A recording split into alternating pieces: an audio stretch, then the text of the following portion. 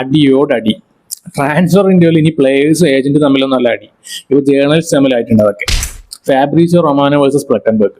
Football handle എക്സലും അതിലും ഇതിലൊക്കെ ഇപ്പോൾ WWE റിംഗ് പോലെ ആയിട്ടുണ്ട്. നമ്മളൊക്കെ ഈ ട്രാൻസ്ഫർ അപ്ഡേറ്റ് നോക്കാനാണ് ഇവരെയൊക്കെ ഫോളോ ചെയ്ത് വെച്ചിരിക്കുന്നത്. ഇവരെ കൊണ്ട് വേറെ യൂസ് ഒന്നുമില്ല. പക്ഷെ അവർ ഇങ്ങോട്ടും അങ്ങോട്ടൊക്കെ ഫുൾ തമ്മിലടിയാണ്. കാരണം ഫസ്റ്റ് ആര് റിലീസ് ചെയ്യുന്നു എന്നൊക്കെ പറഞ്ഞിട്ട് അവസാനം നമുക്കിതൊക്കെ എന്റർടൈൻമെന്റ് അത്രേ ഉള്ളൂ. സംഭവം എന്താണെന്ന് വെച്ചാൽ യാൻ ഡയമണ്ട് റയൽ മാഡ്രിഡ് ട്രാൻസ്ഫറിനെ ചൊല്ലിയാണ് സംഭവം തുടങ്ങിയത്. ഫാബ്രീസ് ആദ്യം തന്നെ പോയി ഹിയർ വി ഗോ ഡീൽ എന്നൊക്കെ പറഞ്ഞിട്ട് മെഴുകി വെച്ചിട്ടുണ്ടായിരുന്നു. അപ്പോഴേക്കും പ്ലട്ടൻബർഗ് പറഞ്ഞു ഇല്ല, ഡീൽ ഇനിയും കംപ്ലീറ്റ് ഒന്നും ആയിട്ടില്ല, ക്ലബ്സ് തമ്മിൽ ഫുൾ അഗ്രിമെന്റ് ഒന്നും ഇതുവരെ ആയിട്ടില്ല, പിന്നെ എവിടെ നിന്നാണ് ഈ ന്യൂസ് എന്നൊക്കെ പറയാം. അപ്പോൾ അവിടെ നിന്നാണ് ഈ സംഭവം കൈവിട്ടത്. ട്രാൻസ്ഫർ അപ്ഡേറ്റിൽ നേരെ അത് ഫൈറ്റിലേക്ക് പോയിട്ടുണ്ടായിരുന്നു. അവിടെ നിന്ന് സംഭവം ശരിയാണ്, ട്രാൻസ്ഫർ ന്യൂസ് ആദ്യം പുറത്തു വിടുന്നത് ഇമ്പോർട്ടന്റ് ഒക്കെ തന്നെയാണ്.